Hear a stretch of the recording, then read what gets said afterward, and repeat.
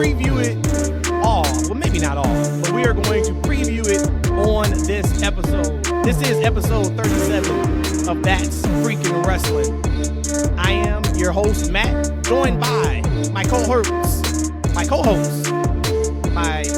the other thing they call co-hosts? They're like warm, close personal friends, or whatever the other thing is. Partners in crime. Right there. Eshaun is right there. Lady and gentlemen, are you guys ready to watch? What would this be? AEW is probably going to put on 5 hours.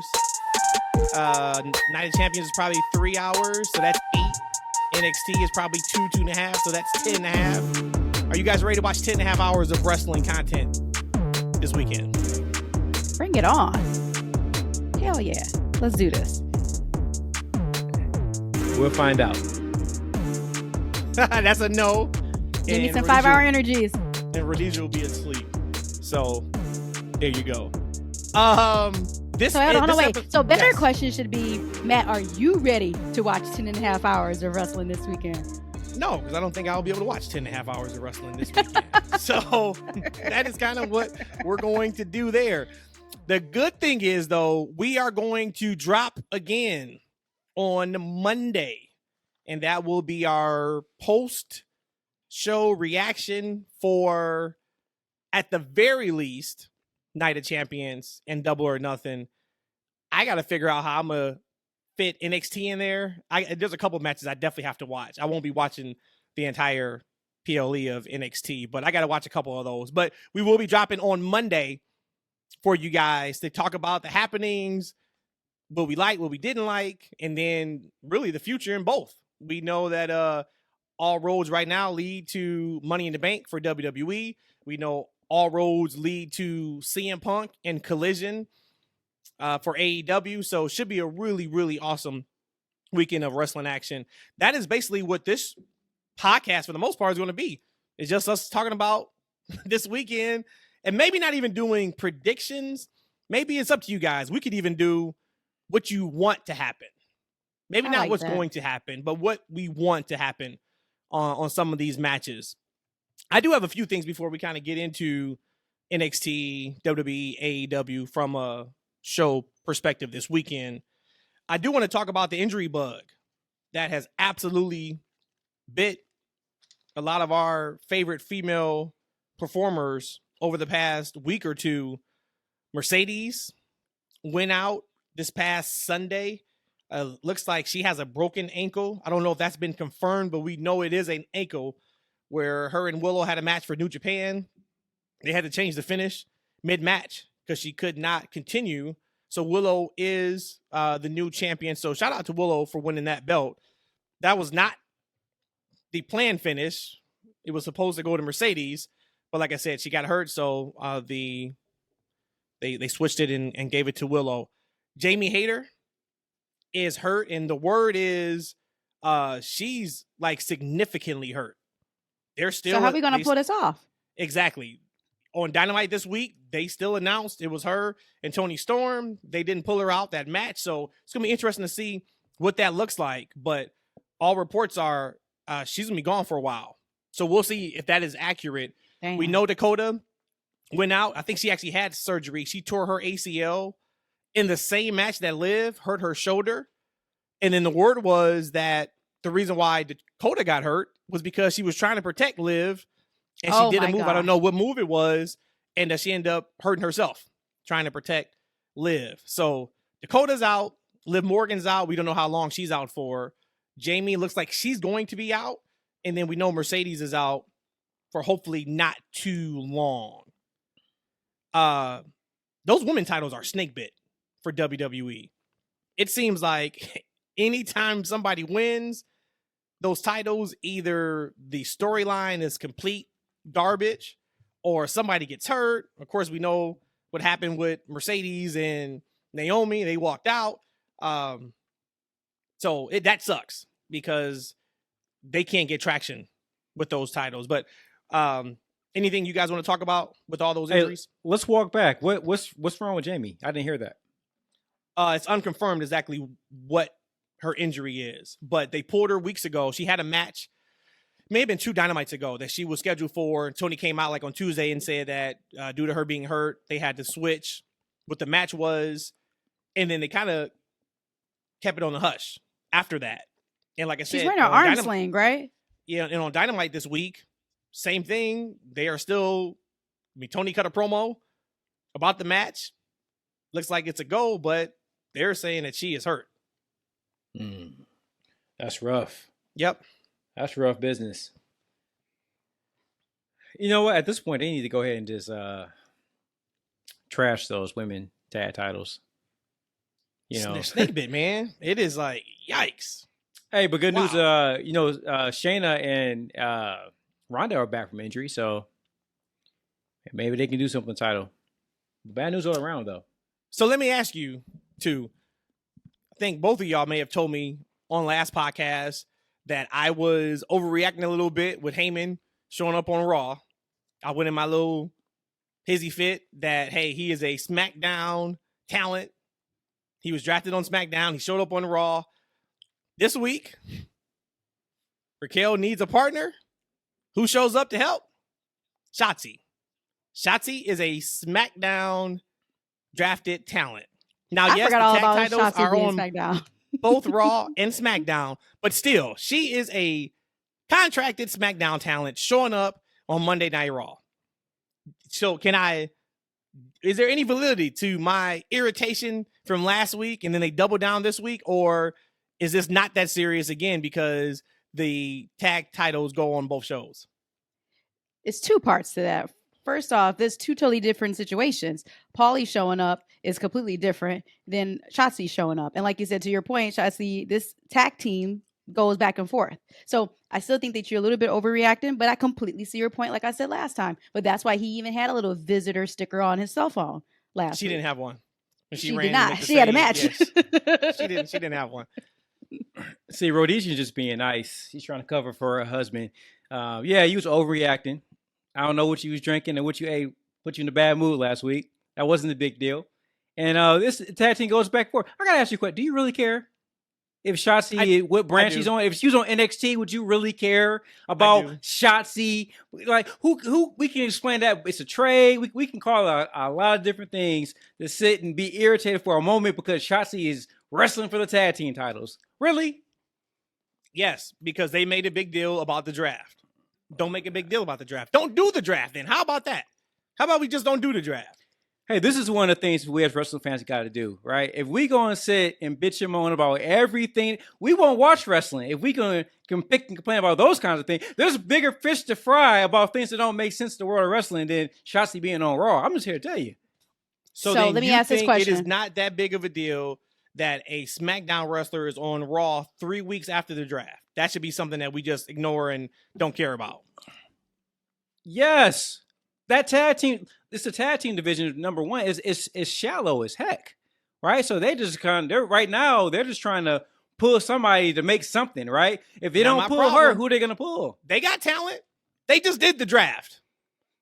Where's my girl Leah at? Bring Leah back. She ain't doing nothing. Leah's under contract. She wants to stay under contract the rest of her life. She got something on that whole WWE company. Hey, speaking of under contract, I just realized something. Because shouts out to Wade's dead. He's a 2K modder. He ports a lot of characters. He ported a character of Eric. I forget his name. Eric Young. He ported Eric Young. I'm like, wait a minute. Isn't Eric Young still under contract? He's been under contract for I think 7-8 months now. And wow. I guess he's going to debut soon. I think he put out a cryptic tweet about big things coming or something like that recently.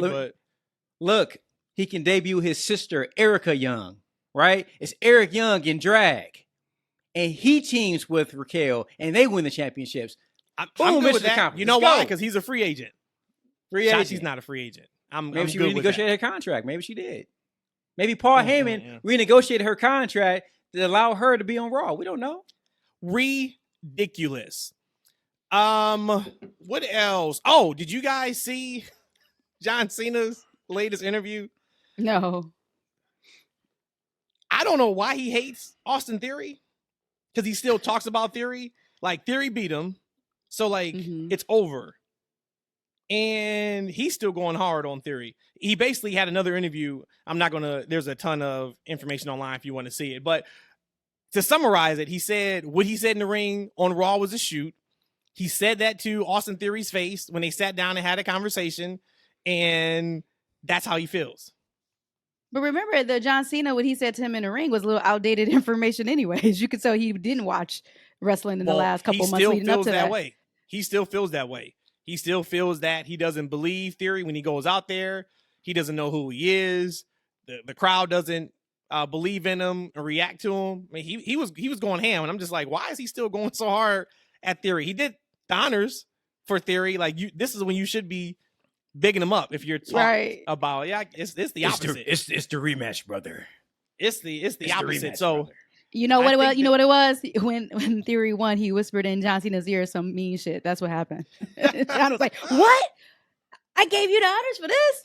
He was like, "Fuck you, John Cena."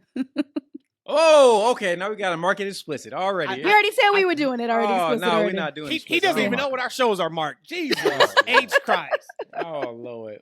He don't think that they should adhere to the draft. He doesn't know what our shows are marked at. Oh, Lord. Boy, this show is going to be really interesting. I was going to let the kids listen to this pod this week. Oh, I can't do it now. You know what?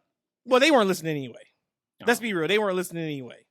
You can give them the cliff notes. Tell them that you think that all rules should just be thrown out. I can't wait till we get to the AEW portion of this show, because if you're not going to complain about WWE not adhering to the draft, you better not complain about anything AEW is doing. Let me be the complainer on AEW this week, because I got some things that is kind of head scratcher for me heading into Double or Nothing. We did get Collision tickets on sale today for Chicago. They announced on Dynamite this week that it is going to be at the United Center, so we know what that means. Confirmed, guaranteed. CM Punk will be showing up at that show. It was interesting to look at the seating chart. We'll see what opens up tomorrow, because that is the general on sale date, but not including, for one, they only had facing the opposite side of the hard cam on sale, so nothing on the same side as the hard cam, and they only had about 6 sections open. First level, of course, they had everything on the floor open, and they had third level open. So they skipped second level completely. They had the majority of the third level open. Then they pulled third level seats. They opened up some 100 sections on the same side as the hard cam. It looks like for what they did have available and open, they were selling them pretty good. But they definitely did not have the entire arena or even half the arena on sale today for their pre-sale. So tomorrow is going to be pretty interesting to see kind of how many tickets they can sell. Let's remember, we have Dynamite here 3 days later or 4 days later, that Wednesday. So they're coming for Collision in the United Center. Then that Wednesday, they're doing Dynamite and Rampage. I forgot where at. I think it's downtown Chicago.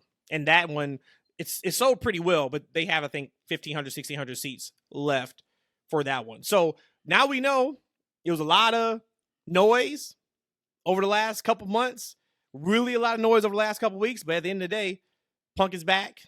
And I'm not declaring that yet. Nope. Well, they would not. They would not. Mm-mm. They would not book United Center. They would have a riot on their hands. Could you imagine? Especially, have you been seeing what's been happening in Chicago? If he does not show up, sheesh.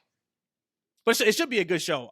I'm excited to see Miro. You know, of course, we talked about it. Everybody who was on that poster, it should be really good. I'm hoping we get new production, you know, a new stage. I know that's probably not going to happen, but I really want Collision to feel completely different than what Dynamite and Rampage has felt like. And I think it needs to garner viewers right out the gate, besides Punk. I think that we would get that too, just because one, it's live, it's Saturday night. I believe we're going to have a completely different feel to what we get on Dynamite. Now I'll say in Rampage, but I don't think any of us watch Rampage, but I think we're going to get a different feel than Dynamite for sure.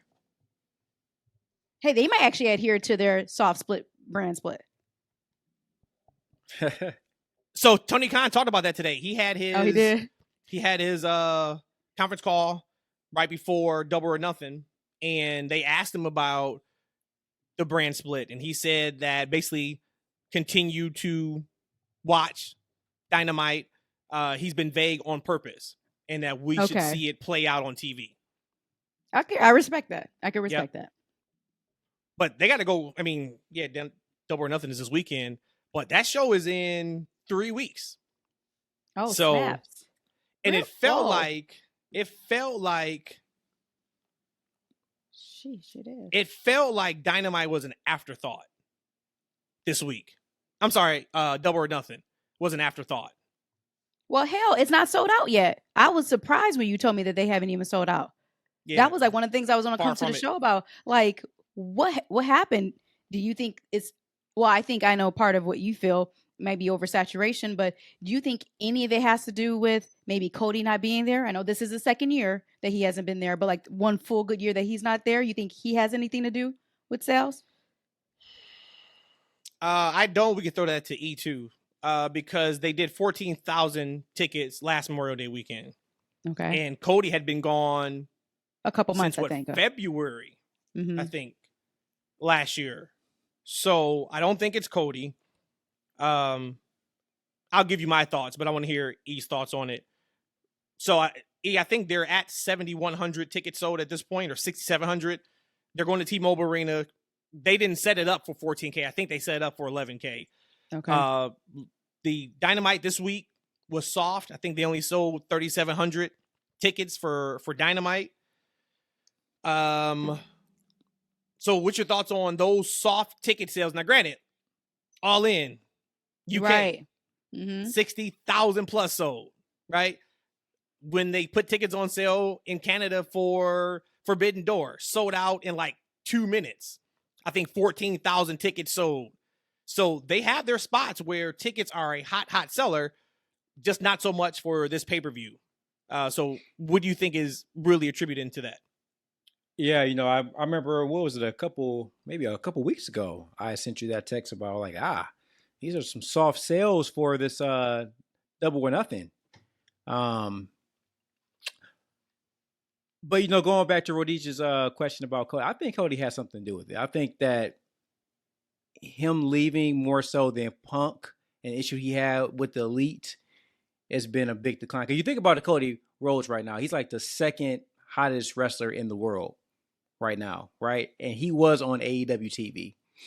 And ever since Cody's gone, like a lot of the pump and circumstance around AEW is kind of lessen and less and less. And like, and I think he's a big part of it. Because like, if you look at these shows, the shows for the past 6 to 7 months since the CM Punk issue have been kind of flat to me. I know there was a couple weeks run where you guys really enjoyed the shows, but I think that the shows themselves, I feel like the creative.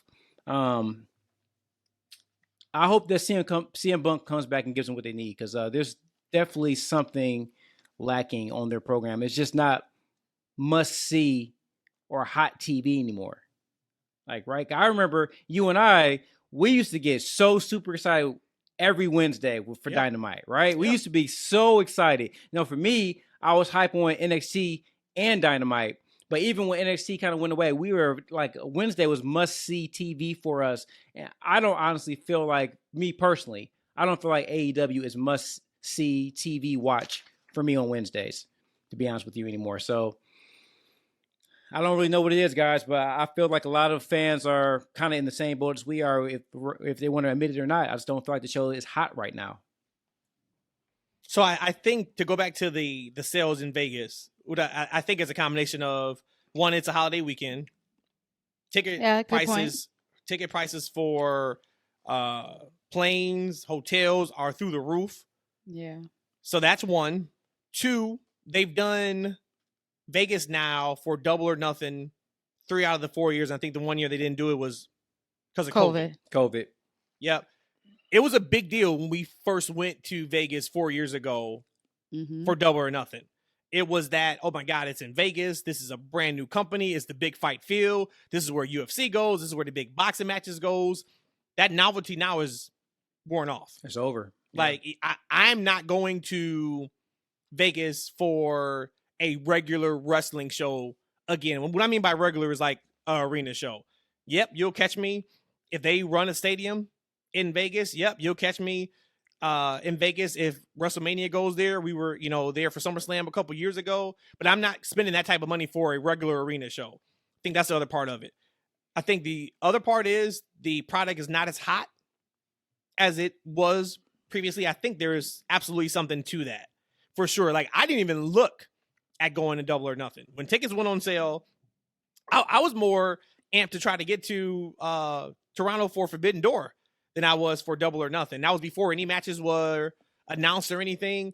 And I don't think that the Four Pillars storyline has done enough to get somebody to travel to Vegas to go see that show. If that show was somewhere else where it was easier to get to, cheaper to get to, not a holiday weekend, so prices aren't jacked up. If you look at this card in totality, and we'll get to it here in a second, it's a strong card on paper in regards to you look at it and you say, I know this show is going to be good. But the build to it, and we talk a lot about the build of AEW, and I thought about this week, and let me know if you guys think I'm off base, on base. Hopefully I can articulate it properly.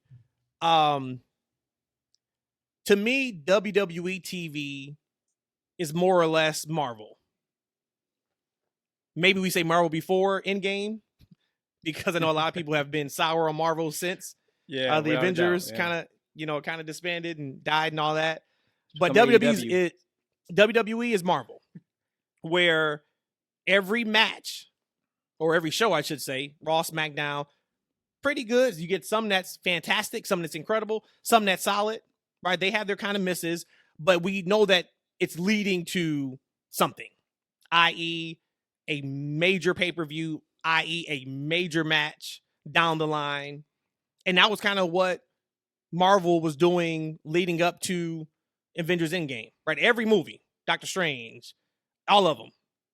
It was a piece of it that was going to lead us to Thanos, and we know it. AEW is more like John Wick or Fast and Furious, where, yes, there is a story attached to it, right? But you don't watch John Wick and Fast and Furious for the story. There's a little bit there, but you watch it for the action. But there's so much action, you don't remember specific scenes from the movie. Like John Wick 4, I think, is one of the best action movies I've ever seen. Loved it, right? It was absolutely my favorite. There's two scenes in particular that I remember from that movie. John Wick probably killed 400 people in that movie. But there's two things I remember. And I kind of correlate that to AEW TV.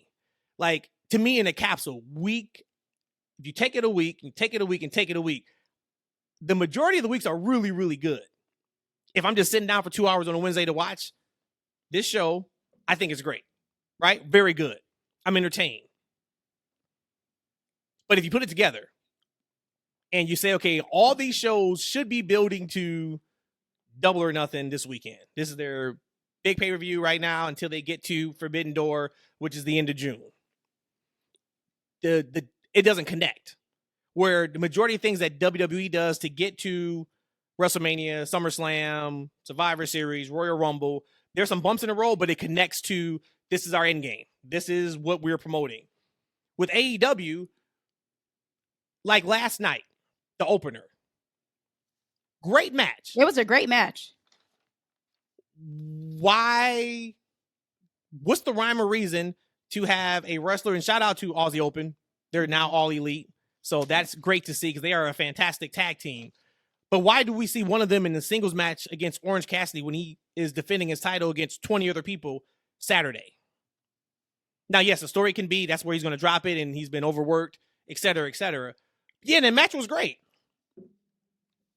But after the match is over, I don't care. Right? I was entertained in the moment. But after it's over, I don't care. And I think that is what we are seeing as an issue with AEW, if you want to even call it an issue. These pay-per-views, we know their show is probably going to be the best show this weekend. I do believe that. It damn sure hasn't been the best promoted, though. It hasn't been the best storyline-driven show. out of the 3 shows that we're getting this weekend. We getting 4. We're also getting Impact Under Siege, but we don't watch Impact. Yeah, but we got 4. But I can't speak on what the build has been. Granted, we saw 3 weeks worth of tapings, but there's a lot of backstage stuff that we didn't see live and things of that nature. But that's how I feel. I feel like WWE's Marvel, AEW is John Wick and Fast and Furious, and we kind of see that when it comes pay-per-view time. Show's gonna be fantastic. It's gonna be great. We're gonna walk away be like, damn, 95% of those matches were incredible. They hit. And then we're gonna be back in the cycle of, man, I feel like something missing from these like weekly shows. Yeah, so like I know that was kind of like a long tangent, but do you guys feel the same way I do about that analogy, or am I off? I probably would agree with that. But again, I still go back to, I think Tony kind of likes that. I mean, of course, no, he doesn't want his fans not liking the product he produces. No one wants to have their fans turned off by what they produce. But I think he's always kind of wanted that. He wanted to have a great match or a great show from beginning of the show to the end of the show. Now, what he's compromising on is, like you said, just the fluidity of the full, hey, we're here in March, how we're going to get to May, the end of May. I think he is missing that part of it, but I still think he likes having this action pack from the beginning they start to the end of the show. And sometimes it's rushed that he wants just a great hype, like fast paced, high speed show. Yeah. One thing you hit the nail on is promotion, especially like, so we got Double or Nothing and you look at the sales. This is like what, their second biggest pay-per-view? Right? Yeah, you could say so, right? You mean, between this and All Out is either their 1A or, 1B.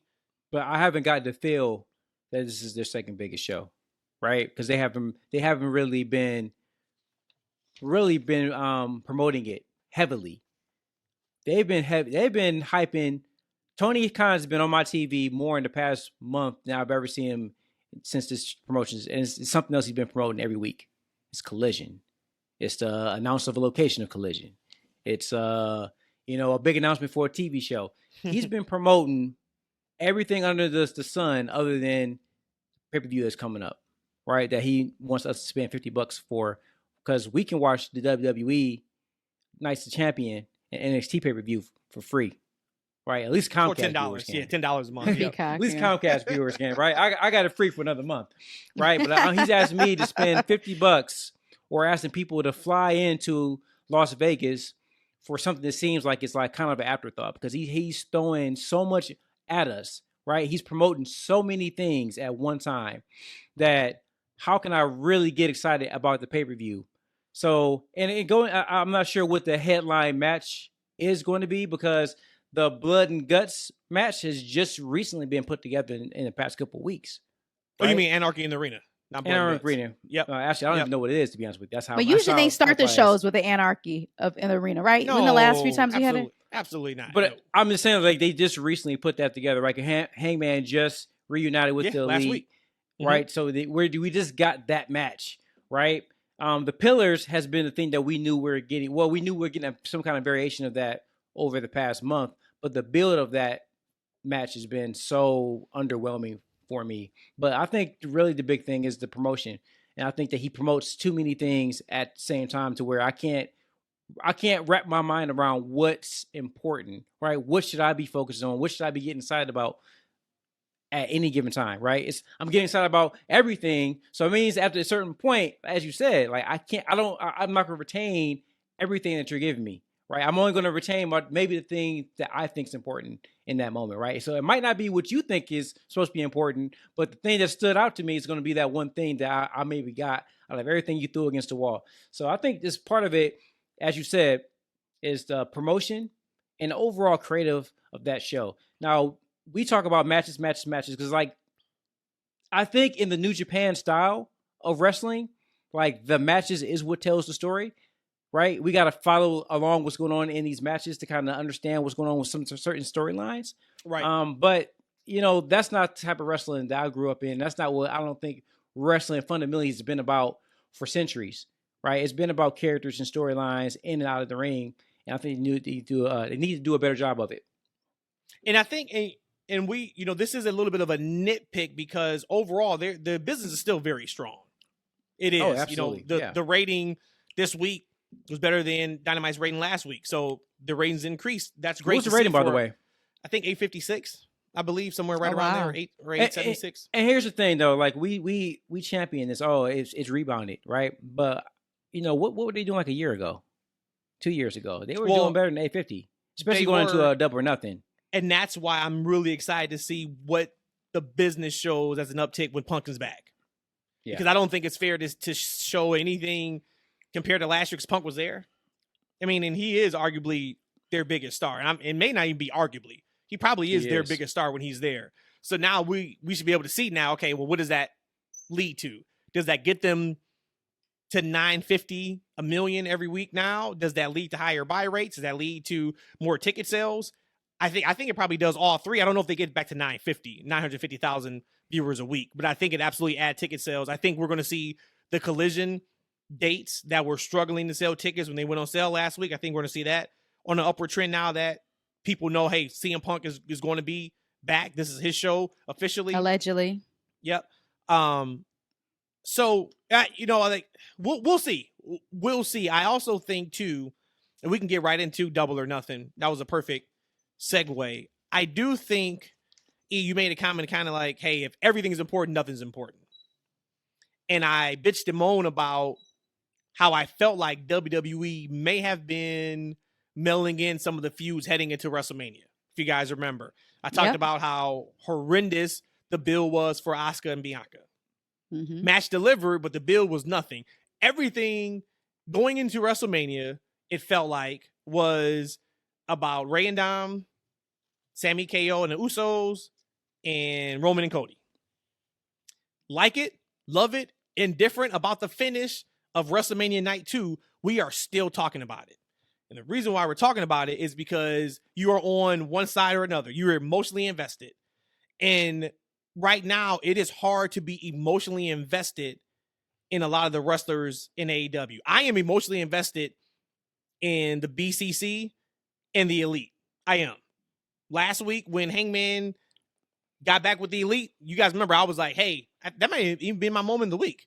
I was like, cool, you got me. I am now hyped for Double or Nothing. That may be all I am emotionally invested in on this show come Saturday. And it's because it just doesn't feel like it fits. You guys want to kind of break down Double or Nothing right now, preview it, and say what we want to happen? Let's go. Okay. So let's start with the main event. 4 pillars. MJF, who's the champ, versus Darby Allin, versus Jungle Boy, versus Sammy Guevara. Rhodesia, I'll start with you.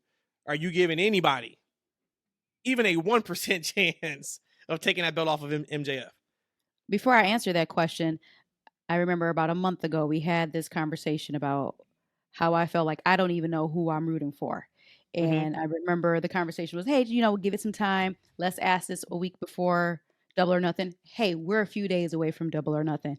And to this point, I'm still not rooting for anybody. Now, what they did do over this last 2 months, they made me maybe hate MJF more. But just yesterday's, when he came out, yes, he said some heelish things. It still felt very facish. Like his cadence still sounded like he's a face. So I can't even really get really angry at him because some of the things he was saying in the beginning. So ultimately, I still don't know who I'm rooting for. I think I'm supposed to boo and dislike MJF. And I don't really think I'm any closer to somebody I really want to win or really want to lose than what I was 6 to 8 weeks ago. So chances based off of what I've seen, no, I don't think there's any chance anybody's going to win it off of MJF. And you don't care who, so you don't have a rooting interest. That's what I'm saying. Exactly. Just like how you just said, you care about BCC and Elite. I kind of care about Jade match because I want her to drop her title. Not the match. I'm talking about just the people who I'm invested in. People. Okay, no. Yeah, that's about it. That's about it. And Adam Cole. But we'll get there. Baby. What do you think about the match, Matt? I think that it is going to be a match of the year candidate. I think it has a chance to rival Seth and AJ, which we'll get to that. I think they are going to blow the roof off Saudi for that title match. So I think the match is going to be ridiculous. But it's a 100% chance MJF walks out the champ. Yeah, I'm really disappointed in this feud, in this storyline. Because I like where Jungle Boy's been going. I think he's really grown a lot as a character. I like with Darby Allin. I like Darby Allin's kind of like rise on the mic. I thought he started to I didn't know he had that kind of personality inside of him. Right? I thought that Sammy was a great heel. I liked Sammy. He's just swarmy heel. I think more of a heel in a lot of ways than MJF is. Sure, exactly. MJF, the man, I'm not a fan of, but the character I really like. I thought it would be a great feud. The pillars, them going at it, should be a great match. But man, just from the very start, this thing has been kind of like they did such a disservice to the character of Jungle Boy and Darby Allin by making them sound like whiny bitches when they cutting those promos. I'm like, you never want to paint your baby faces like that. And then at some point they turned Sammy. I don't know what's going on with them. Right now, am I supposed to care? Like in a week, I'm supposed to care about Sammy. Just a week before that, he was acting like an asshole. Now he's a fan. He's a face. MJF is MJF, right? And the match is going to be good, but I don't give great matches to car crash matches. That's exactly what it's going to be. It's going to be a bunch of no sales. It's going to be a bunch of people falling their head from inside the ring to the outside the ring, getting up 2 seconds later, big spot after big spot after big spot, table crash. They get up, no sale, and at the end somebody's going to win. So will it be a nice match? I mean, would it be a fun match? Sure, but I don't think it's going to be a great match. It's going to be a fun car crash of a match. And at the end of the day, MJF's going to win. So for me, I'm not really looking forward to that match. I'm hoping they can kind of get away from this thing and they can kind of hit the reset button on these characters, get Jungle Boy back to being the next level face. I don't know what they're going to do with Sammy. Maybe he's a face now. I don't know what they're going to do. But I'm looking to them to kind of break this whole thing up and move on. I actually think it's going to be the opposite. I think Jack is going to be a heel after this. I think he's going heel, and that's the reason why they turned Sammy. I think the whole point of the Sammy turn was now the only heel in the match going into it is MJF. So everybody wants that guy to lose. He's the only heel in the match now. And I think we're going to see some stuff in the match where Jungle Boy turns heel. And I do think it's going to be more than a car crash because MJF doesn't do just car crash matches. So I think his influence is going to be He'll slow it down. Match. With the other three, though? Oh, the other three are going to do it big. They're definitely going to do it big. Question for both of you real quick. So out of the four, let's rewind 60 days ago. Okay. Whose stock has risen the most in the last 2 months? I think they've all gone down except for MJF. I think out of the four, I would say, not including MJF, because he's still where he's at, I would say Sammy. Just because now he is in a different space with being face. If you would ask me who stock has dropped the most out of the four, I'm gonna go Jungle Boy. I thought it was off and running after his Christian feud. And yes, he is in the main event of a top pay-per-view of the year, but he just doesn't feel as big of a deal as I thought he would in this spot. Hey, going back to the Sammy turn, because we're not 100% sure if it's a turn until we see him interact with Jericho, right? Because if he just goes back to being asshole Sammy and doing all the JAS stuff, then it's going to really irritate me these couple of weeks he's been going through these motions. And I kind of feel like this is just something they're doing for right now. It's going to go back to business as usual right after this thing is over with. So I'm just ready to move on from it. If it grows and it's something else, great. But I don't see it being anything other than what it is. You know what this reminds me of? And I've been waiting to use this analogy, and this feels exactly the perfect time to use it. In X-Men, the Phoenix, the Dark Phoenix character, is the coup de grace of, for me, X-Men cartoons. Like, the pillars should have been that Phoenix to me. And I just feel like I'm going to be let down. I've been let down right now so far. I think I'm going to be let down, just like the Phoenixes. I thought they had so much in it when they had I forgot her name, Josie, the redhead from the First Class. I just knew when she came out with the Phoenix that it was going to be everything, and I just didn't. It fell flat. So much potential, just never lived up to it, and that's exactly how I feel with these pillars. But I think the match is going to deliver, though. I do. I really, really do.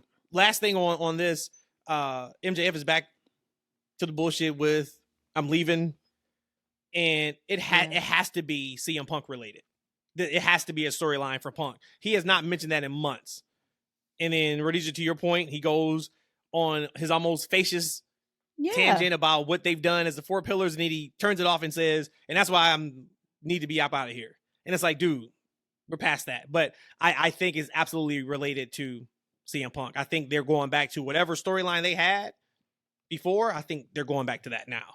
That's the only thing that makes sense. Hey, real quick. Hey, comic book fans, I got to tell you something. The Dark Phoenix saga is the most overrated storyline in comic history. Come. Well, maybe comics. I know nothing about the comics. I know nothing about the comics. I'm talking purely the 1990s cartoon series. That's it. Overrated. I will bust out the whole Jean Grey, I'm the Phoenix right now. Maybe we can do that on a other episode. Okay. AEW World Tag Team Championship match. FTR versus Jeff Jarrett and Jay Lethal. Okay, the only good thing that came out of this, and I might get buried and canceled for saying this, was when Mark Briscoe pushed Karen last night. He did. He gave her a stiff arm, didn't he? He definitely gave her a stiff arm. That is the only good thing that came out of this. I'm done. Yeah. So who you got winning? Or who do you want to win?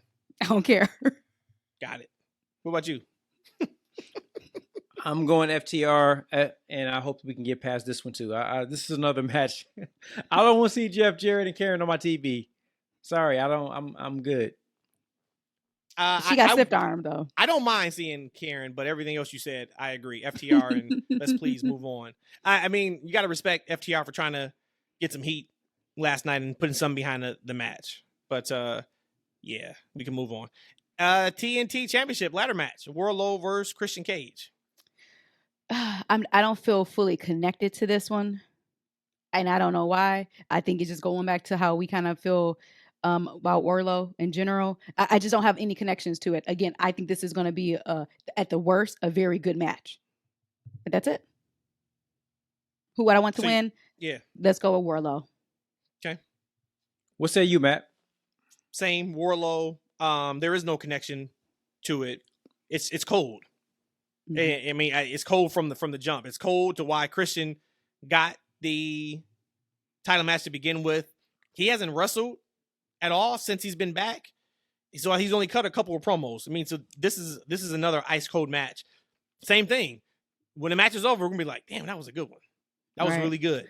But the build is no. But give me Wardlow. If they take the belt off Wardlow, and he doesn't become just the biggest heel in the entire company afterwards, I don't know what else to say. Yeah, give me Wardlow. I gotta tell you guys something, man. I think I'm hoping for a Christian to win. I don't want to see Wardlow as champion anymore, and I hope that this is what I'm booking. Okay, because Wardlow is cold, and putting an arm with him is just like putting a popsicle next to him.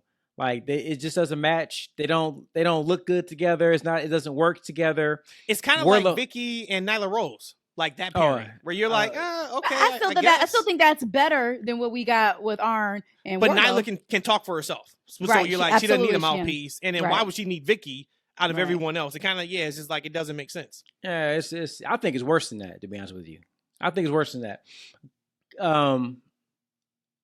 Christian wins and joins the stable.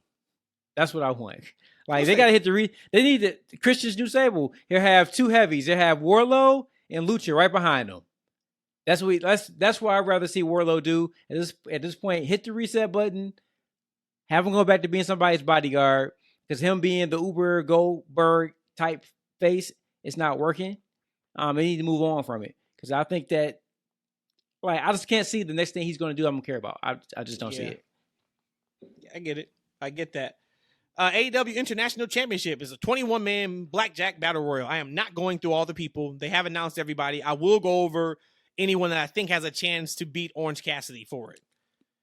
Keith Lee, Jay White, Ricky Starks, Swerve, Bandito, and the Lucha Bros. Those are the biggest names in the match outside of Orange Cassidy. Do we think Orange Cassidy loses his title in a battle royal match? I'm a numbers person. Yes. The odds are against him. So absolutely Orange Cassidy is dropping in his title. You know, I didn't realize I had so many negative takes on this show, to be honest with you. I hadn't really thought about it until we were going through it. I think that this is the most ridiculous title defense in the entire world. I've never seen a champion and a champion caliber of Orange Cassidy to have to defend his freaking championship in a battle royal. Who in their right mind will book this? Hope maybe it wasn't Tony Khan. Maybe it was somebody else, and he had to roll with it because they said it on TV. He's like, "Oh no, we don't want to do that." But hey, I guess we gotta roll with it. I'm hoping Tony Khan to come up with this because this is a horrible idea. And to be honest with you, I was going to ask you guys a question. We know the World Championship is like the top belt in AEW, of course, right? Yep. And to me, the International Championship is right after that because Orange Cassidy has been a great champion. He's been busting his ass. You know, and he's actually, I think he has something too. Because just the other night he came on, and my oldest son, Ethan, who doesn't watch really any TV, he says he wants to watch wrestling, but every time I put it on, he doesn't pay attention.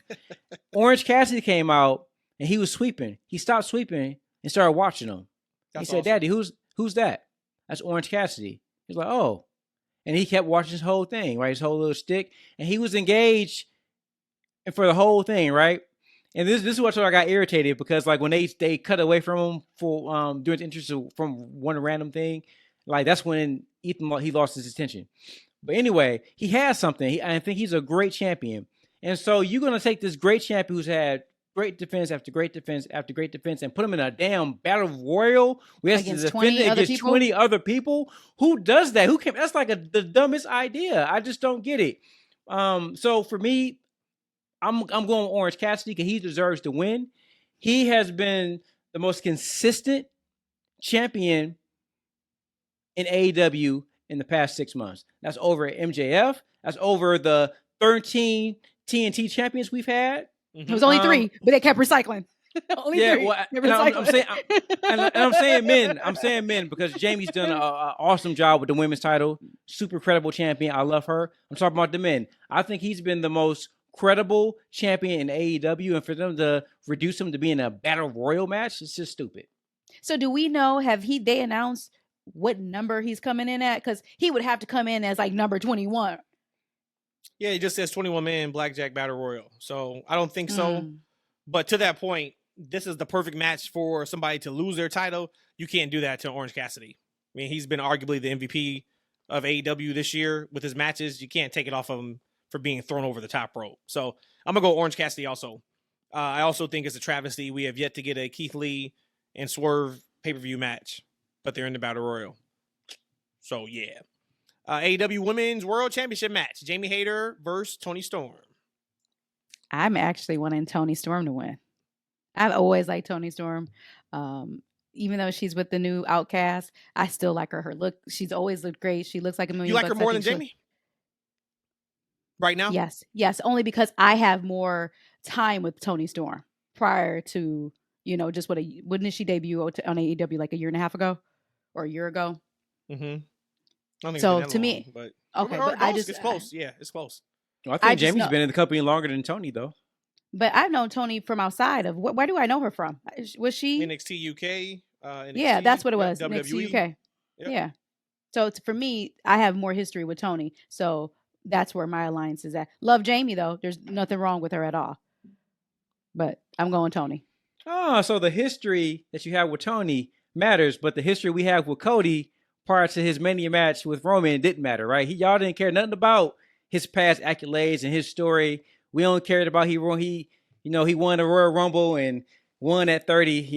The past history didn't matter, but Toni, I guess. Toni Storm's been in AEW for a year and she was interim champion already, so that argument doesn't make sense in the It slightest. makes total sense. But go off, man. Go off. It's just, no. You see, I just ignore Yeah, about it's this like- whole Cody thing. right. It's all We- he we- says we it every keep going. week. So That was We horrible. keep going. No. History matters when it's selectively. I guess. Oh, cool. I got it. I was going with Jamie, but I didn't. I don't know what's going on with the injury situation, right? I like Tony. I like Jamie as champion. I think she's honestly. I think she might be. I hadn't thought about any stuff. I think she might actually be the best women's champion in history so far. I don't know who's been more credible as a champion, who's had better matches consistently. I think that just her overall presence on the microphone and her confidence is just on 1,000. I think she might be the best women's champion they've had. I'm gonna say this right now because I'm gonna get it off my chest because my heart is pounding fast. I think I probably will always look at her. Hold on. Take a deep breath. Should be no reason why your heart is pounding fast right now. Relax. If you need to take a sip of water, I can go and I'll throw it back to you. But there should be no reason why you are amped up in this moment. Because I just feel like Dr. Britt Baker is the best women's champion. And I think in my mind, I will always feel like Jamie is always second to her. She is always in her shadows. And that's personally how I feel. I don't think I will ever feel give me other Britt than for that. sure. Give me Britt over Jamie, but I love Jamie. If she wasn't hurt, I would have went with Jamie. I still go with Jamie just because this is who we want to win. So yeah, give me Jamie. Even though I do love Toni Storm. Actually, I like both of them, but give me Jamie. Tony's nice. Yep. What about the next women's match? And shout out to them. They have, is it 2 or 3? No, it's 2. I think Night of Champions have 3 women's matches. Jade versus Taya Valkyrie. Do we see Jade finally lose the belt? And now she's 60-0, right? She is now at 60. Does she go 61-1 or does she go 60-1? I'm hoping that she loses. I'm hoping. Maybe I didn't want Taya to be the person to win it from her, but we're here. This is what we have at this point. I want Jade to lose. She's done phenomenal. I think that she's had the best outside of Goldberg, who had like 1,000 wins before his first loss. I think Jade is going to have the best debut of a career in wrestling, and it's solidified. Awesome. Now it's time for her to make her next step in her career. Man, when I think of Talia, I keep thinking about when she debuted, she came out with her song, and she's doing like this really uncoordinated dance at the ramp. And like every time I see her, I keep thinking of that. Every time I see her, I'm like waiting for her to do it again so I can laugh. But hey, she might be a great dancer. I might have just been in the moment. But I gotta tell you, man, like I love Jay. I think she's phenomenal, but I just don't care about her title reign. I don't care about this match. But you know what I did like? It wasn't this week. I think it was last week when they had her come out. She just squashed the girls like in seconds. That shit been doing that with her for like a year ago. That's what she like. She looked like a monster, and just in those few seconds she was in the ring with those girls. Now, who are you talking about? Jade. I'm talking about Jade. That's all she's been doing for the majority of this is squashing these girls. That's where 40 wins have come from. No. She's been having like 5, 10, sometimes 15-minute matches with some of these girls. She ain't never had a 15-minute match. She never had a 15-minute match. We could Google right now her longest match. I bet you it's probably like 9 minutes. I'm gonna Google it just to see. So that's 9 minutes, too goddamn long match. What I'm trying to tell you, like the 5 seconds to a minute is all we need to have with Jade because she looks impressive in those wins, and like that's what they should have been doing with her. Because like these long matches she's been having with these girls, like they haven't been long though, man. Like I understand what you're saying if you're saying like they all need to be squashes, but like legit, I think 40 of her matches have been like under 2 minutes. So like you want 50 of them to be under 2 minutes? We'll look it up and we'll follow back up. And they have not been no goddamn 2 minutes. If they've been 2 minutes, 31 seconds, 38 seconds, 8 minutes and 15 seconds was her entire. When they had their match on Dynamite. That was long. That felt long too. 8 minutes and 35 seconds against Billy Starks. So that match was fantastic. 43 seconds, 1 minute and 8 seconds, 1 minute and 57 seconds, 7 minutes. And that was a tag match with her and Leela Gray versus Ruby and Willow. Her and Red Velvet went 7 minutes on Dynamite. Then we went 3 minutes. Then we went 9 minutes was at the pay-per-view with Sky Blue. 6 minutes with Kiera Hogan and Sky Blue with her and Red Velvet. 5 minutes, a minute and 20, 8 minutes, 7 minutes, 2 minutes, a minute 50, 2 minutes 36 seconds, 4 minutes 21 seconds, of course, and I keep going. And that's going all the way back to June 29th, 2022. So there's no way she worked a 10-minute match before that. Well, she did. She worked 11 minutes with Marina Shafir. Jeez, oh, Pete, that was on the Rampage. I bet that one was rough.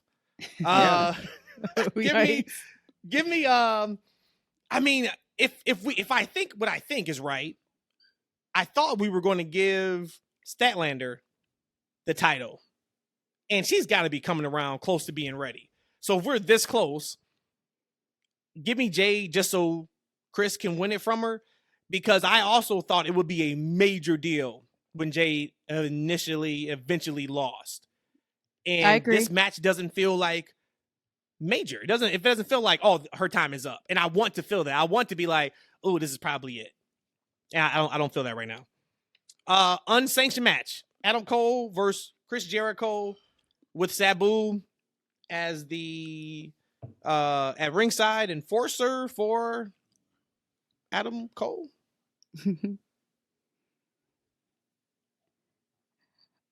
Well, this is the other person that I said I had an attachment with was Adam Cole.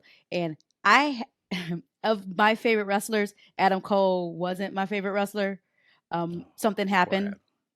Something happened.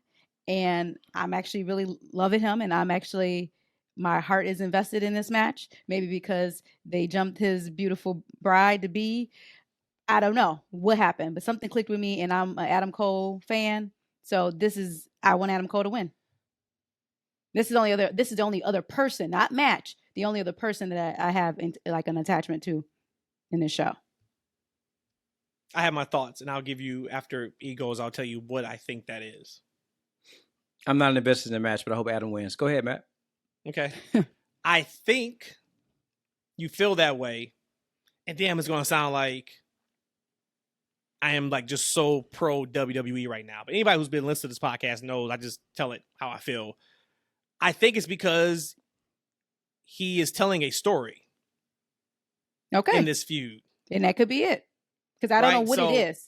And I've never been really an Adam Cole fan. I'm mostly invested in the BCC and the Elite.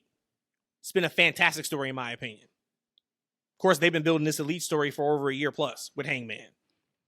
They haven't been in WWE per se, but a lot of BCC, of course, has. Moxley, all of them, actually, besides Wooler Yuta.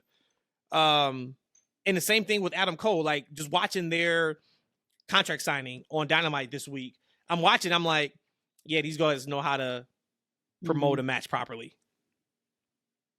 And not saying they got it all from WWE, but you got to be able to do that at a high level in WWE. And I think that's what you're seeing and feeling. And they've done a great job with him since he's been back. But yep, absolutely, give me Adam Cole because I want him to win. Then we got the Hardys, which they had to make a change because Isaiah Cassidy is hurt, unfortunately. So, well wishes to him. It is now Matt Hardy and Jeff Hardy and the FTW champion Hook, which, spoiler alert, that's going to happen on Rampage. If you listen to I was about to say, I didn't know that was on the card. Yep, versus the Guns and Ethan Page. If the Team Hardy wins, they get control of Page's contract. I don't really care about this match. Give me the Hardys and Hook. Wasn't there a contract thing before? Wasn't that the whole Hardy compound thing? Or was that to get up under from Page? That was before that, and yes. Okay, got it. Yeah, I don't care either. Let's go with Hardys. I like you said the Ass Boys, right? No, I didn't say that. Oh yeah, they're in the match. Yes. Yeah. Let's go with the Ass Boys. That was all she heard. Page. Yeah. That sucks, guys. We got one match left, and it sucks because we're not high on really a lot of the matches from just a story perspective. Anarchy in the Arena, you know what it is: BCC versus the Elite. Well, I don't really care who wins because I think that I love them both a lot. Mm-hmm. But he being Moxley made a comment saying something like, "Oh, you thought that was bad. This is going to be the most bloodiest, gruesome. Da, da, da, da, da, da. What a And that face just made me want to promo puke by That John wanted me- Moxley. What a Man, I face wanted to promo puke.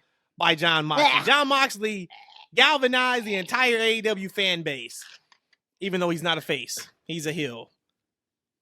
Yep, I'm like, ugh. That was the opposite of what should have happened.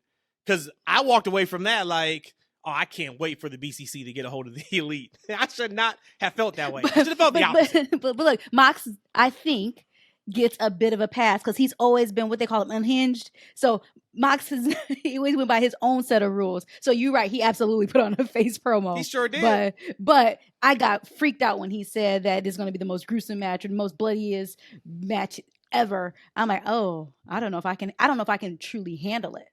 Like I might. And they got to have something crazy planned for him to say that. Yeah. I mean, which means that they are going to do something that is ridiculous. So yeah. So who you got? You going? I know you said you don't care. BOFUM. BCC? All of them. Okay. You say all of them? All of them. You know what? I was kind of half asleep during his promo. It's cause I'm just, not because I was bored of it. I just was tired. It was a long day. But I'm listening to the promo and it sounds good. And I'm thinking to myself, like, damn, it's a babyface promo, ain't it? Yeah. Nah, I must just be tired, right? So I'm sitting there, I'm literally like half asleep, half awake listening. And I'm like, damn, he sounds like a nice guy. Like I want to see him win. I'm like, now after he went off, I went to sleep. But so it's funny you said that because like I was thinking that. Yeah, and like I don't think I've ever seen this is the telltale with this. And like this is what just kind of frustrates me a little bit. Have we ever seen, and if you are listening and you can remember, please tweet at me, put it in the comments on YouTube, send us a message. Have we ever seen the heel do the go home promo? And that's the last thing on a show to a major pay-per-view. I don't think that has ever happened in the history of wrestling that I can remember. The face is the one that gives you that last rah-rah, go home. The pep rally, in the pep rally, yeah. I don't know. Not even Roman. Cody was the last one we heard from. Well, it was Cody and Roman at Mania this year. He just said, you're going to acknowledge me. But like, Cody had went off. That's when he quoted Tupac. Fresh out of jail, California screaming. He did all that in that same promo. I've never seen that before. And I was just like, this is like the opposite of what should be happening right now. Were the Bucks and Kenny even on that show? Yes, the Bucks were in the crowd. Yep. Looking at the ring. They actually interfered. Kenny was actually not out there with him. Neither was Hangman. No. Hangman cut a promo backstage though, right? He did. Yeah, he did. Okay. You know, and I think that Rhodesia, like when you said that you don't care who wins because you like them all, I think that's a problem a lot with their booking, is that they make us care or like too many of these characters to where you're not invested in seeing a winner, right? We're just sitting there to see a good match. You know, we want to see a great match, right? And so now these guys are trying to do these big high spots because that's all we're going to get a reaction from. Because I'm not getting a reaction because I care if somebody gets pinned or not. I'm getting a reaction because there's a big spot, and I think that's an inherent problem with AEW going into any of their creative. But God, I don't know who's going to win that thing, man. I don't know who needs to more. But one thing I was thinking about when this whole thing was announced, I hope that Bryan Danielson protects himself in this match and he doesn't get too crazy. Considering his past with concussions and etc., I hope he just keeps safe and I just want him to come because I love when he's a heel. I think he's been a great heel with the amateur comments and things of that nature. I love what he's doing when he's in this mode, so I want to see more of him. I don't know who I think is going to win. I don't know. I have no idea. Who are you going with, Matt? I'm gonna go BCC because I still think I know we're getting Anarchy in the Arena, but I think we get Blood and Guts. They haven't talked about Blood and Guts this year, and I just think that's a staple every year of a match, and they're close to having the right amount. Typically, I think it's 5, right? Something like 5 or 6 each, I think, on each side. Yeah, 5. I think 5 on each side. We We never talked about Don Callis again. Remember him and Takeshita is a thing. Maybe they come and help. And then that's when we get the Golden Lovers back. Oh, come on. For AEW. You come know what I'm saying? on. For that. So Come on. and that could be a forbidden door. Who knows? But yeah. Man, I got a question for you. Both Yes. of you. Like with the whole Don Callis thing. Okay, he's not directly associated with the BCC, right? Not that we know of. Not that we know of, right? Right. Why did they have him turn in that moment a couple weeks ago? Why wouldn't that be saved for the pay-per-view? Like, right? Because at this moment, it hasn't really, I don't know why that happened and why it's significant going into this match. Well, if you remember on last week's Dynamite, the thread made sense. And that was the return of Hangman to the Elite. How the promo went with Don and then BCC jumping the Elite. And then, so it all kind of made sense in that time, but there hasn't been a follow-up and it's only been a week. But even that, it feels like that shouldn't, and I get it. It's Wednesday and the pay-per-view is Saturday, but that was a hotter finish than what we got this week. You know, for the show. So sorry if this came across as like super negative. But it is what it is. This is how we feel. Yeah, I hadn't thought about it. Yeah, I mean, the three of us will be watching. We will be supporting AEW. Hell, the AEW conversation started by saying I got Collision tickets. So we are supporters of AEW. We just want the best for it. Once again, I think the show has an opportunity to be the best show of the weekend, but you kind of just go down and look at the storylines. And I know somebody's listening. They're probably like, man, these guys don't know what they're talking about because this feud has been going on for 6 months. And, you know, I get all that, but it needs to be a little bit more succinct than what we've seen. And hopefully with this second show, more talent getting time, more TV time. Hopefully the storylines get better. NXT Battleground. Let's go over the couple matches that we care about. And that is Braun Breaker versus Carmelo. I think this is going to be much better than their WrestleMania match. I was not impressed with that match at Stand and Deliver. I think I saw the last minute of that one. Who do you guys think is winning? You would think Carmelo retains, but we all thought Braun was being called up to the main roster in the draft. So does Braun turn heel just to lose? Again? Like, I don't know what they're doing. Who y'all got in that match? I don't know. I don't even feel like I'm actually in a position to actually say because I don't follow it weekly. But to your point of you turned him heel for what? If you didn't bring him up to the main roster, you turned him heel just to still be a chaser again. I don't know. So just off of that alone, I would think Braun would win if I had to pick. Yeah, I'm in the same boat as Rhodesia. I didn't watch this past Tuesday, so I haven't seen the go home. Okay. I think I might have missed last week's too. The last thing I saw from that feud was Braun beat the brakes off of Trick. And and then Carmelo tried to get involved and he beat his ass too. So, like I don't know where we're going. I think the feud is kind of weird because it put Melo and Trick in kind of like this weird trainer face type of role. Right. That doesn't, to be honest with you, doesn't seem like a good fit for that act. You know, especially for, you know, your top babyface champion to have a babyface heel. I mean, I don't know, babyface best friend that gets his ass whooped. I don't know what's going on. It's like, but Braun looks good. He looks like a monster in the time that I've seen him. So, I mean, do we go with another repeat as champion with Braun? And if so, where does Trick and Melo go from here?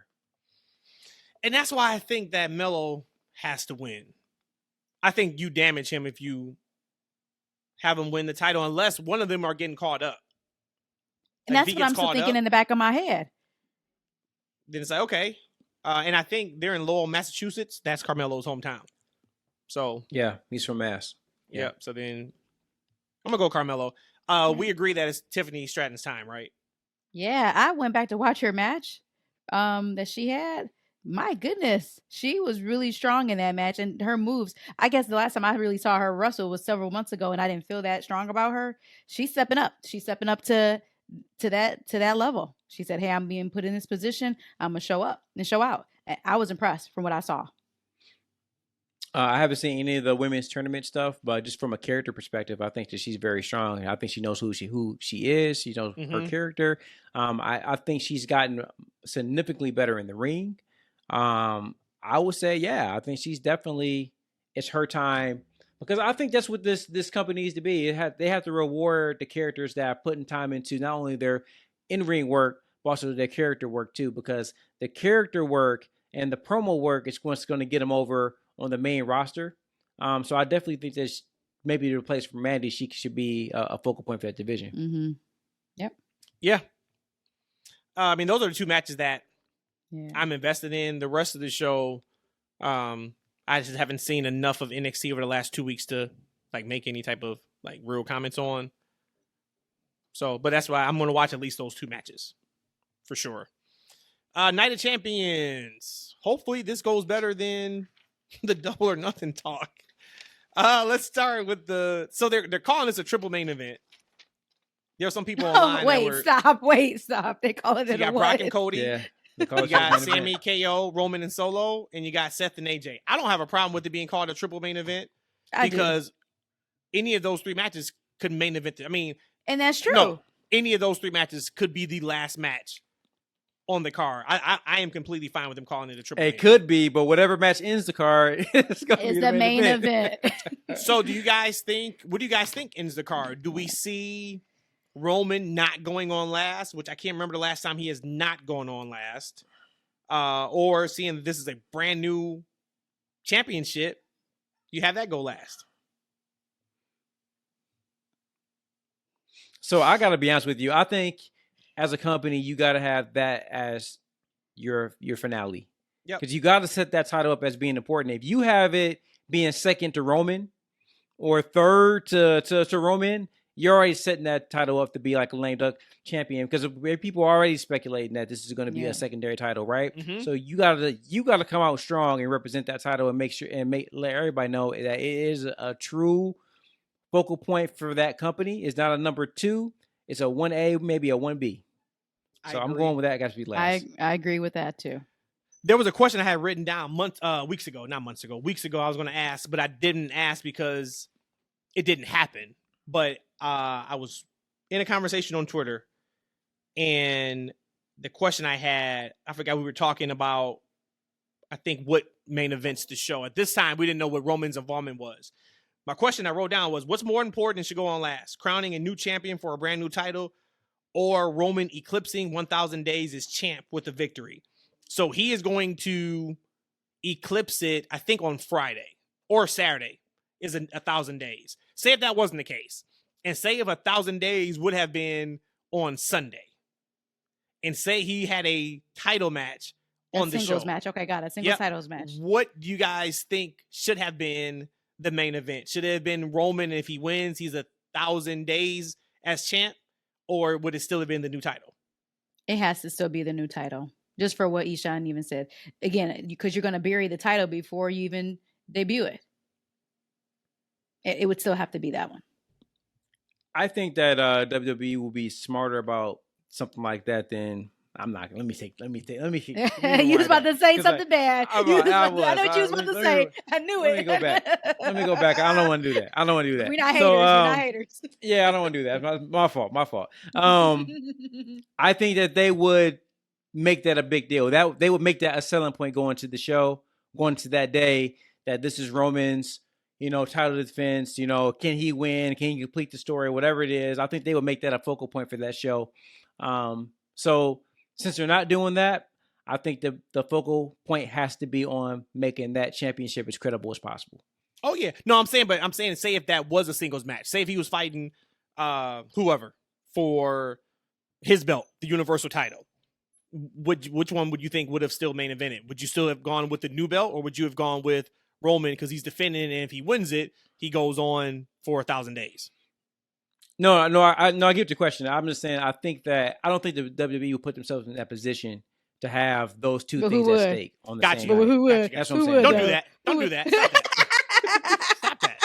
See, I just said, man, you guys are rough. Yikes. So let's start then with the World Heavyweight Championship. Seth Rollins versus AJ. Of course, I think Seth has 100% chance to win, just like MJF does in for Double or Nothing. I think there's no shot AJ wins, but I think that we're going to be talking about this match for months afterwards. Ditto. Yeah, I agree. Seth 100%. I mean, AJ could upset. That could be something we could talk about afterwards, but I think it seemed like it's Seth's to lose though. For sure. 100%. Yeah. Seth has Absolutely. worked his ass off so hard Yeah. for the last 2.5 years. He deserves it. I would be as upset as he was that Cody lost at Mania. What do you mean You what? be upset? I would be that Or is? much upset if AJ Styles beat Seth Rollins for that new title. Oh, Seriously? That Vince, just, Like that would that make level? sense to me. Vince level? book it. No, 'cause it Vince wouldn't make book it. sense. Yeah. Don't do Vince that. book Don't it. don't do that, Vince. Book it, unless Vince. Seth is beating Roman at SummerSlam or something like that. But I don't think that's happening. Brock Lesnar versus Cody Rhodes in a fight. No. I don't care.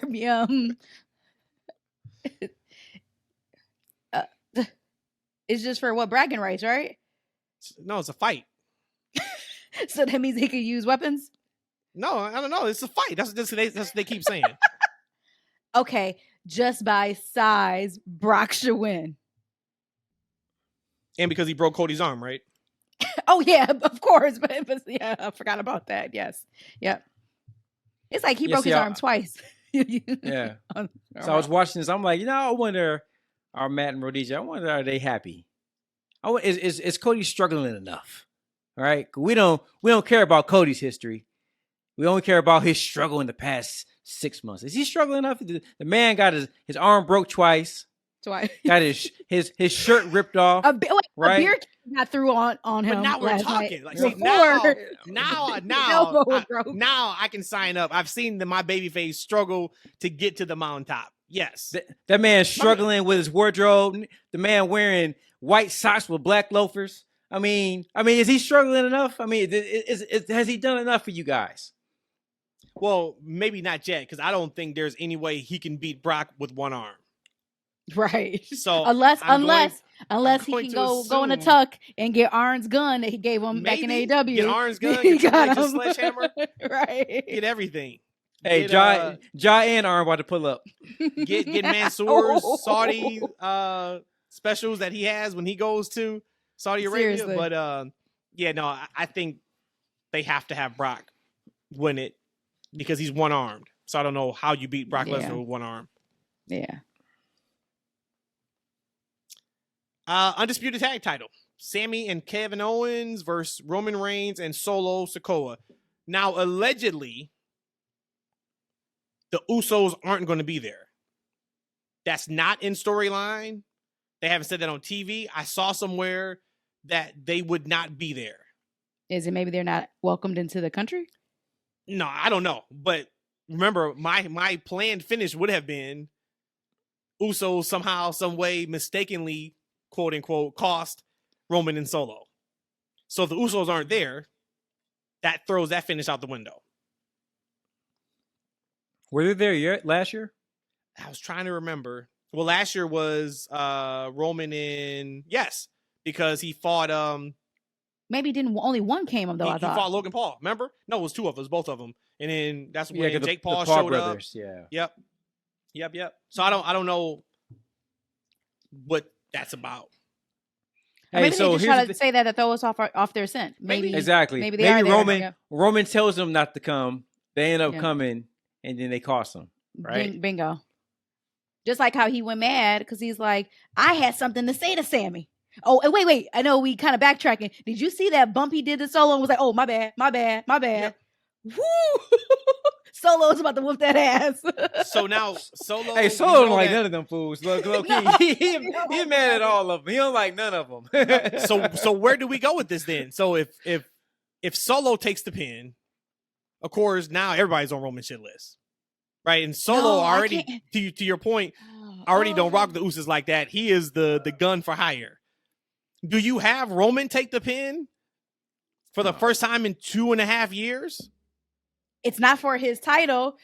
Right. I can see that, especially after the bump. After that bump, and he said, "Oh, my bad, Solo. Like, my bad." Like, I can now. Before that bump, there's no way in hell Roman is gonna take a pin. After that bump, it's possible. This finish is the most intriguing thing for me this entire weekend. The finish of this match. Yep, the finish of this match. So, I'm still gonna go with Sami and KO winning the titles. As much as I would love, y'all know, I would love Roman and Solo to win, because the menace that he would be on the next few shows that he's on and making fun of the Usos would be excellent television. I don't think they're going that way. You know what? No, put me down. Put me down for the shocker of the century. Roman Reigns and Solo wins the tag titles. Put them ones up. That's what I'm going with. So who y'all going with officially? Putting them ones up. KO and Sami. Okay. Putting them So you going Roman up. and Solo too? Rhodesia? I am. Yep. All right. Wall Women's Championship. Bianca versus Asuka. Bianca. Out of all due respect, Uh-oh. I thought the build to WrestleMania was bad. I think this might actually be worse. I want Bianca to win for that matter. So Bianca, I'll just leave it at that. I actually think the build has been much better than Mania. Well, good. Good for you. Yep. I think it's Good been for much you. better. Good for you. Because it couldn't get worse. That's why. But no, I have enjoyed this build. I've enjoyed. I like what they're doing this go around. So who did you take? You took Bianca. I said too? Bianca. I want Bianca. Yep. Same thing with Bianca. Bianca's had the belt over a year. You would think when she loses it, it should be like, okay, this is the one. This doesn't feel like that. But it's like, damn, where does Asuka go if she loses again? So give me Bianca. So we're not him and Eshaun. But who? Okay, I'm sorry. I would want Asuka to win. I would want Asuka to win. I would want Asuka to win. I wanted Asuka to win before, but yes, I would want Asuka to still win. Okay. So, Why? Because I just love Asuka. Yeah, because Asuka Asuka can do has no not wrong been in dealt my eyes. properly with since she's been back. She had a fantastic comeback at the Rumble, and since then they have not used her properly. You think So- they'll use her properly as the champion? You would hope, man, just because like at least she's got the belt in. I mean, I don't know. I want more for her. I really do. Intercontinental Championship: Gunther versus Mustafa Ali. I want Gunther to win. Quick squash too. Oh, Get it off my TV. It's as soon as a possible. major heat there. Then major heat. I'm gonna go with Gunther. It'll be a good look for Mustafa. I'm sorry, Mustafa.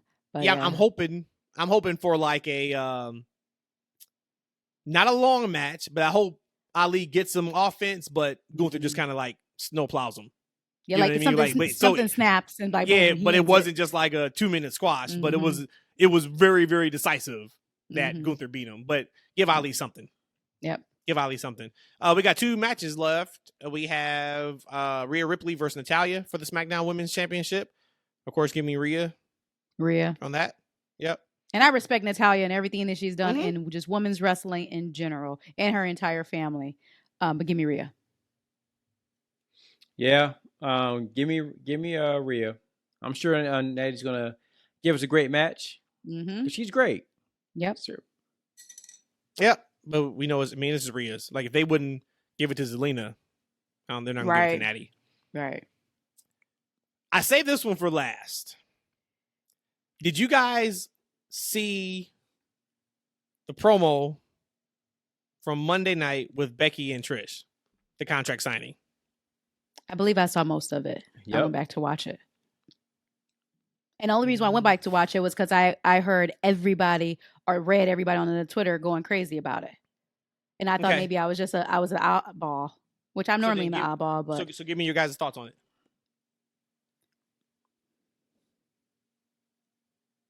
I still think it's funny that Rhodesia calls it the Twitter. I just get tickled every time she does it. It was a great promo. I mean, really, really engaging. You know, Trish knocked it out. About man, she's a nice little heel character. Nice She promo. always has been. Yeah, I mean, I don't think I've seen her as a heel in a long time. I think it's been some years, right? Maybe more than years. She ain't been around for years. Maybe a decade. It's been a long time. Long time. Decades since she's been a heel character, and she's doing a phenomenal job with it. And then Becky is Becky, man. Becky cut some great promos. It was a great back and forth. It was a great that was probably, you know, and I don't want to rub some dirt, but I like that contract signing better than the Jericho and Adam Cole one. Wow. And to be honest with you, I wasn't looking forward to like it more, to be honest with you, at all. Just Trish came out, she was just super engaging. Becky came back, and Becky is kind of reminding me of she's kind of like the female John Cena, as far as like she just kind of like eats people alive kind of on the microphone, man. She just does a really great job with that. That promo segment made me care about that match 100% more after seeing that. So that's how you do a go home promo, is that they made me actually care about that match. I'm interested in seeing it now. So I could take part of what he said at the end. I care 100% more about this match after watching their contract signing than I did prior to, but I don't really care about this match. And I feel really sad to say that, because we have somebody like Trish that came back, who looks great, who showed us at Mania that she can still go. Like, she's not like a, you still got it, no, I never lost it kind of thing. But, and then again, Becky, I just don't connect with Becky. And I know that she's a great talent. I know that she's good on a mic, and she is the star power that she was the man. She was went by the man for the last few years, but it's something about Becky that I'm just not gravitating to. But I do care more about the match from that interaction. Was it the glasses, Rhodesia? Was it the glasses? What? Why I did like her? Why you? No, I did like what she said. Those glasses is hard. No, it's just she was. See, I like Seth, but I felt like she was like a lot of I guess an alternate version of Seth, where she was just so flamboyant, and sometimes for me, flamboyant can rub me just the wrong way, and I just didn't like that. So maybe the glasses could have been part of it too. Who knows? Of her whole ensemble. But when she said "woof bitch" or "woof woof bitch," I thought that was good. So yeah. Yep. I thought Becky killed it. Thought she had a fantastic promo. I thought that was her best promo in some months. And you guys know I love me some Trish. Oh, I love me some Trish. But I don't know if I can just blame it all on the crowd, or there's something up with her delivery. Which one? Trish. But I thought that promo fell flat as a pancake. I don't know if it's her cadence. It gotta be. And this is the time. She did this, 10 years ago? And now it's a newer style. But that's no, because if you can cut a promo, you can cut a promo. Just like her promo was fantastic when she was in the ring by herself, and it was the whole, you should be thanking me because of what I did, et cetera, et cetera. The crowd wasn't into it. The crowd gave her the what treatment. I think they muted the crowd a little bit with that. It wasn't it for me. And I was like, man, this is really, really rough. This is really bad. And then Becky saved it because she flamed it when she got her time to rebuttal. But it was interesting for me because I'm like, this isn't working. Man, I liked it a lot more than y'all did, huh? Okay, yeah, and I'm like, it felt like it kept going. It kept going. And I was like, well, I hope they can save it. But they did save it. And I think the match is gonna be great too. I do. I also don't think this is a one-off. It just doesn't feel like a one-off. It feels like there's more to it. So then if it's more to it, I don't know. I'm gonna just go with who I want to win. And I think Becky needs a win. So I'm going to go Becky. I mean, I'm not even going by who I think is going to win. But I think I want Becky to win more than Trish. I never gave my winner. I'd say go with Becky as well. Trish, they don't love you like I do, Trish. I got the pop back there. Thank you for signing it for me. I'm going with you. Look at this kiss ass. You kidding me? Big time. Yeah. I'm going to keep my comment to myself. My husband will leave me for Trish Stratus. Okay. Not now, I wouldn't. Not now, I wouldn't. If it was Jesus back in the day. I mean, you just have to give me the pass. That's all. I'll be back. I promise I'll be back. I was just messing with those girls. I was gonna get right back. It, man. Hov was pleading on that song. So that was everything that I had before we got to the TFW moment of the week. Y'all got anything else y'all want to talk about? Once again, we will be back on Monday to deep dive the shows from this weekend. So this is really kind of like that preview pod. So hopefully you all have listened to this, or you will listen to it before the shows, because 98% of this episode was about the shows from this weekend. But you guys got anything else you want to talk about before Monday? Two things. One, the first one was, you were talking about Taya's dancing. Dude, did Daniel Garcia hit his move last night? Loved it. Shout out to Daniel Garcia. Twice. He hit it during the commercial, and he did when they came back. He is not playing with him. It's super shout out to, I know this is usually E's thing, so hopefully I don't steal his thunder, but Fight Forever coming out. Yes. I don't want to steal anything from Eshaun. But it's not about stealing it, because we're all just talking about it. But I think E really wants to talk about it because it's on a particular day. Well, I'll say this then. That Kenny said that he wants a fun, easy to pick up and play, but difficult to master game. And that's the type of game I like.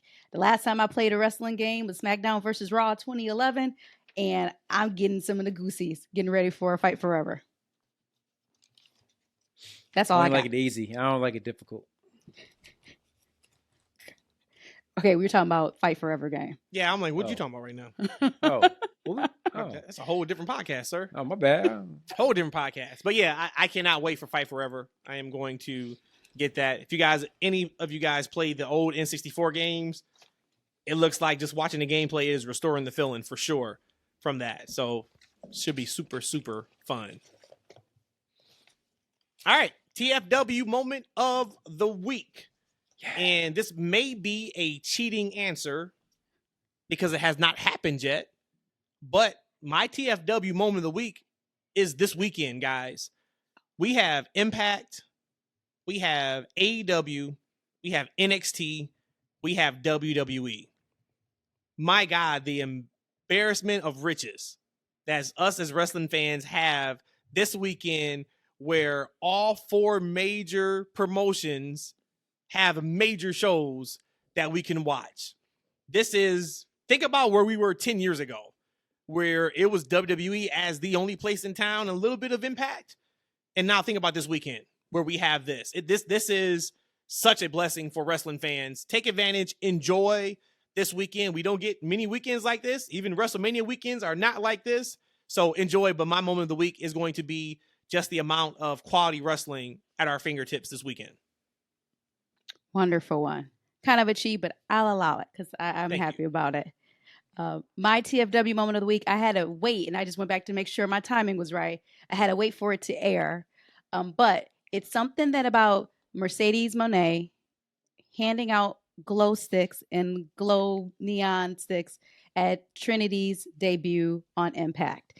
I don't know if y'all saw that. Well, I know Matt saw it or he heard about it. She used her own money to get that sent out in the crowd so that her debut on Impact would be more glowful, if that's a word there. And so my whole thing is her just being that supportive, ride or die friend in wrestling. You probably don't get many of those. Just her doing that, representing for her friend, is my TFW moment of the week. Again, getting a good wrestling buddy that has your back. Is it? Yes, Matt and Rhodesia did allude to it.